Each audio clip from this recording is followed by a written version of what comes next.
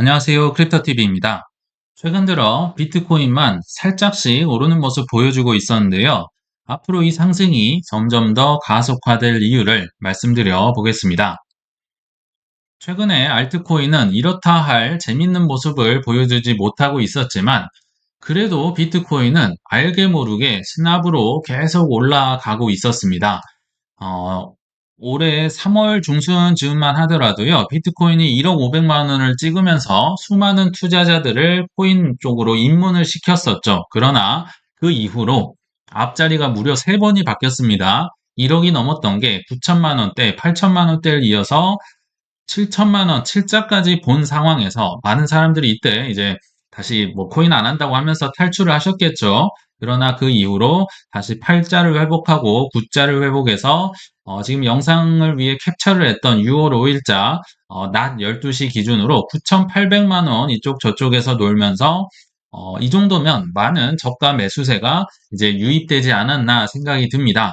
뭐 여러 가지 이유가 있겠지만 최근에 뭐 소개를 해드렸었던 뭐 CPI, PPI, PC 등 물가가 잡혔다. 뭐 이게 잡힌 건지 잡히게 만든 건지 모르겠지만 아무튼 이렇게 잡히는 모습들, 그리고 고용지표나 여러 가지 상황이 안 좋아지면서 금리 인하에 대한 기대감도 분명히 큰 영향을 미쳤겠지만요.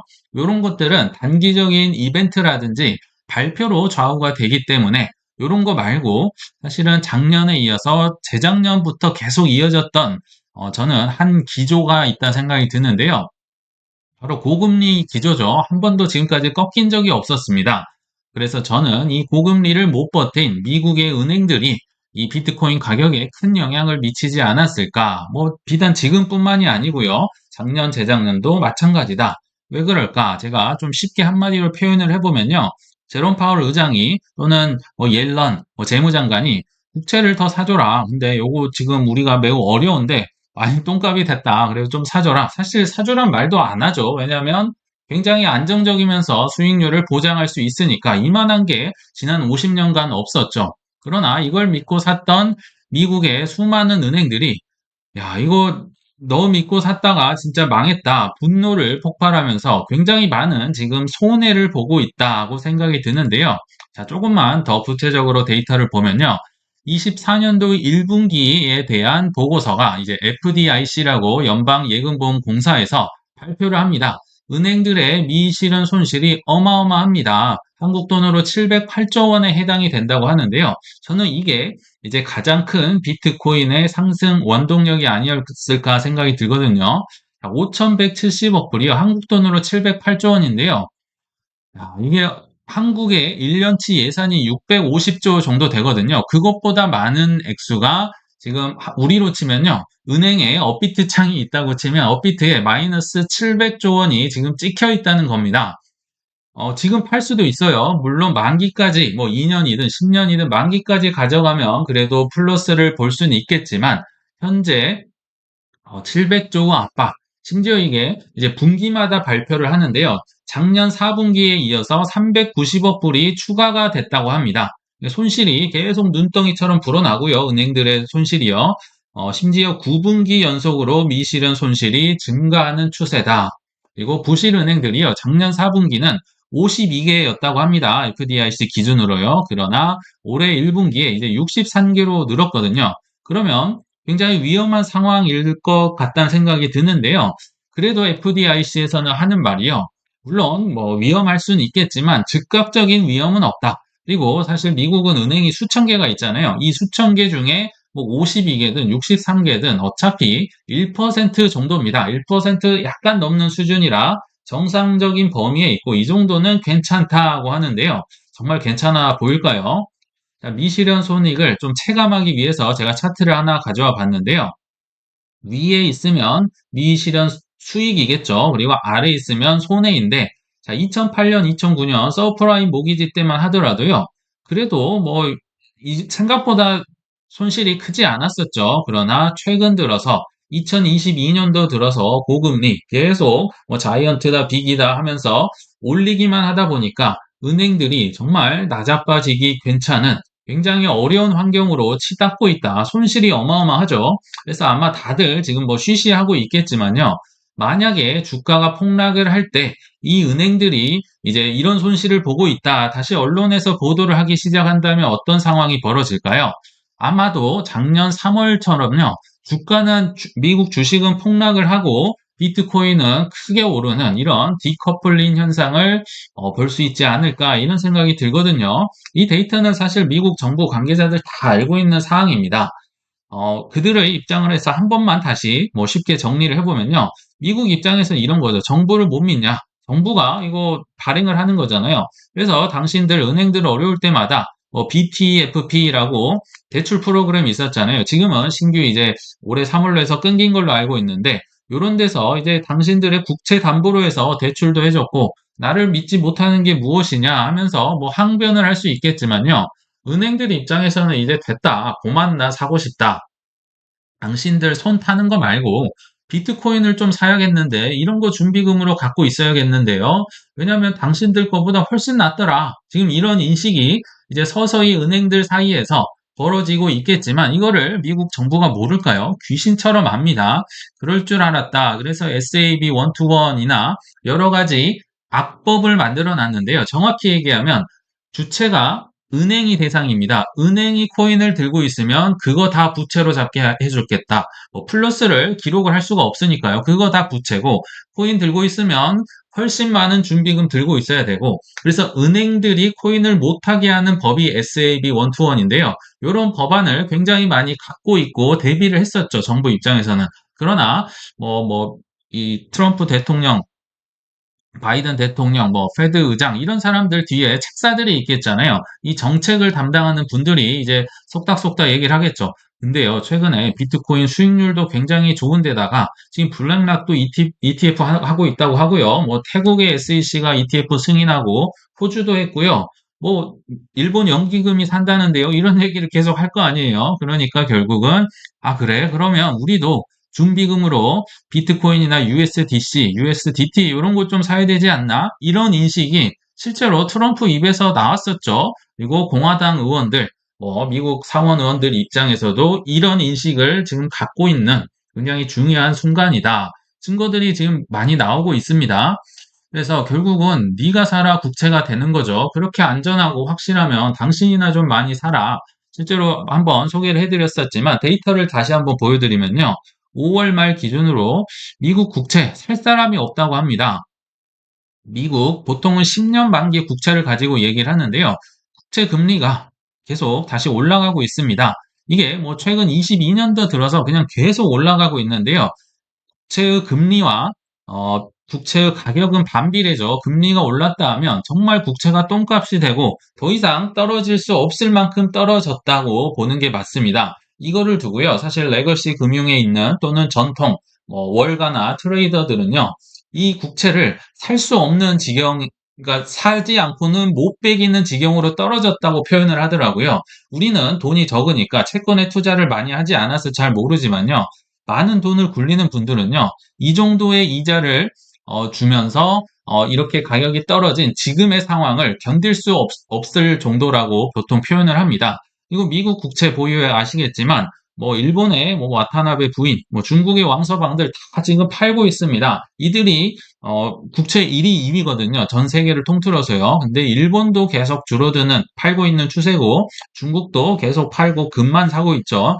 그나마 일본은 이제 미국의 우방이라고 하면서 국채를 조금 더 산 감이 없잖아 있지만 이 역시도요, 엔화 방어를 위해서 결국은 매각을 할 수가 있다. 그리고 발행은 계속 늘어납니다. 6월, 7월도 좀 이따 보여드리겠지만 8월, 9월, 10월, 11월 계속 이거 미국의 빚은 계속 출시가 되고 있습니다. 근데 매수세는 줄어들고 있죠. 그래서 여기 보시면 연준의 QT 월별 계획이다고 하면서 10억 달러 단위로 나왔는데요. 그러니까 미국의 국채 빚은요, 줄어들지 않습니다. 그냥 매월 팔리고 있습니다. 다만 이제 장기 국채로만 파느냐 좀 민망하니까 단기 국채를 섞어서 파느냐 이 차이가 있고요. 자, 5월에 보면 굉장히 많이 팔았죠. 그리고 2월에도 좀 많이 팔았네요. 아무튼 6월 들어서 확 꺾이는 게 아니다. 계속 꾸준하게 팔고 이제 발행은 되는데 살 사람이 없는 지경에 이르렀다고 보시면 됩니다. 미국의 빚, 그리고 잊고 계시겠지만 상업용 부동산 역시나 굉장한 큰 위기를 갖고 있는데요. 당연히 한시적인 해결책은 금리 인하가 되겠습니다만 장기적인 해결책은 비트코인이 아닐까. 자, 베이비 부머생들이 이제 태어나셔가지고요. 경제 활동을 한 이후로 사실 뭐 부동산 가격도 그렇고 주식 가격도 그렇고 채권도요.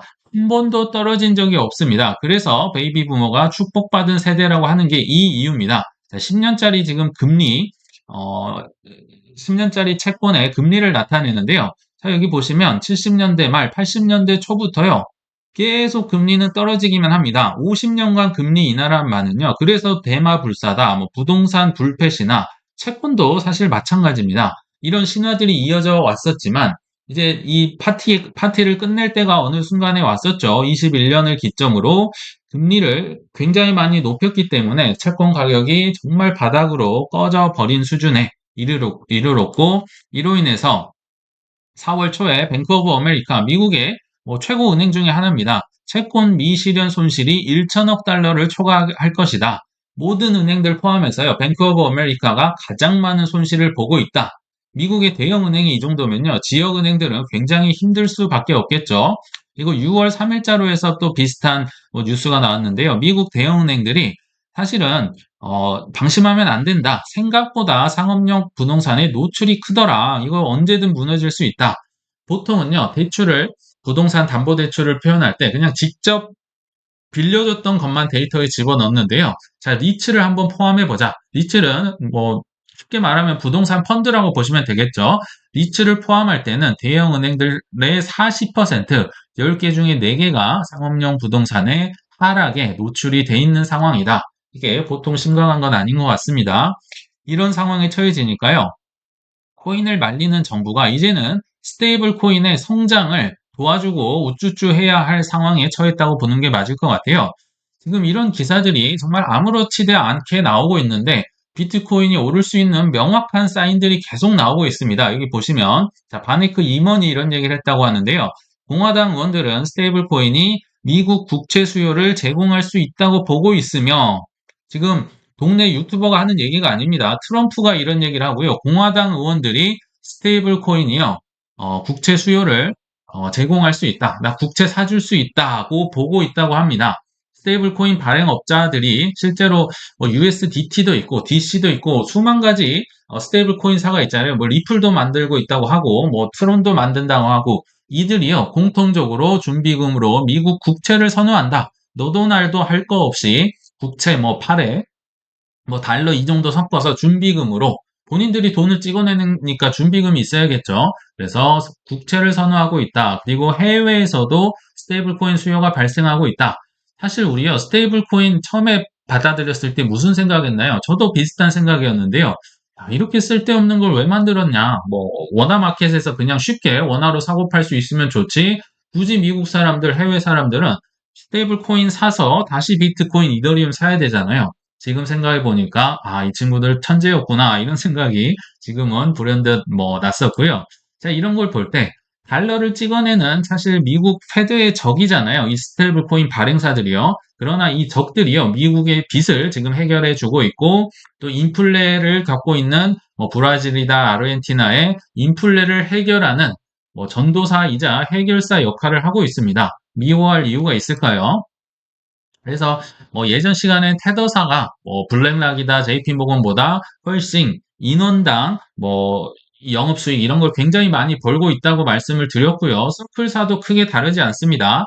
아시아에 이어서 브라질 시장 본격 진출 정말 이제는 나래를 펴고 날아가고 있습니다. 서클사가 브라질의 가장 큰 최대 투자 은행 중에 하나인 이 BTG 팩추얼과 이제 파트너십을 맺고요. 현지 은행 시스템을 통해 USDC를 제공하고 있다. 기관과 소매 차원에서 이제 기업과 투자자들이 은행에 와서요, 해알화를 사용하면 이거를 바로 USDC로 발행하고 수령할 수 있게 해줄 것. 돈을 지금 막 찍어내고 있는 서클사의 모습을 여러분들은 보고 있습니다. 그러니까 서클 CEO가 이런 말 할 수 있을 것 같아요. 테더사도 마찬가지지만 지금 테더랑 USDC가 국채 16위 보유자인 거 알고 있지? 국가로 치면요 16위급입니다. 한국도요 이들보다 미국 국채를 덜 가지고 있습니다. 그리고 1위, 2위인 일본과 아까 중국이 국채 던지고 있는 거 보셨죠? 그러니까 뭐 거의 정부 입장에서는 흑기사 역할을 하고 있는 거죠. 게다가 여전히 잊고 계시면 안 되는 게 블랙락이다, 골드만삭스다, 피델리티가 서클사를 백업하고 있습니다. 골드만삭스는요, 심지어 스타트업 때부터 이 서클사를 도와줬었고요. 이 서클사를 치면요, 사전에 이렇게 나옵니다. 골드만삭스의 자회사라고 나옵니다. 그리고 블랙락도 수많은 돈을 집어넣고요. 정말 많은 돈들이 서클사에 돈을 집어넣고 있다. 지금 무슨 얘기입니까? 비트코인의 상승은요, 우연이 아니라, 자, 지금 이들이 생각해낼 때 가장 좋은 이제 접근법으로 미국의 빚을 해결을 해주면서 역시나 블랙락과 한 배를 타고 있다. 월가와 한 배를 타고 있는데요. 미국 국채까지 해결을 하고 있고 또 이 스테이블 코인이 찍히면 찍힐수록 비트코인, 이더리움의 가격은 상승을 한다. 뭐 보시면 될 것 같아요. 이렇게 많은 증거가 있는데 비트코인을 투자를 안 할 수 있을까? 저는 참 기대가 되는 대목입니다. 그래서 결론에 왔는데요. 비트코인은 이제 시작한 것 같고요. 이더리움은 아직 출발선에 서지도 않았다는 생각이 듭니다.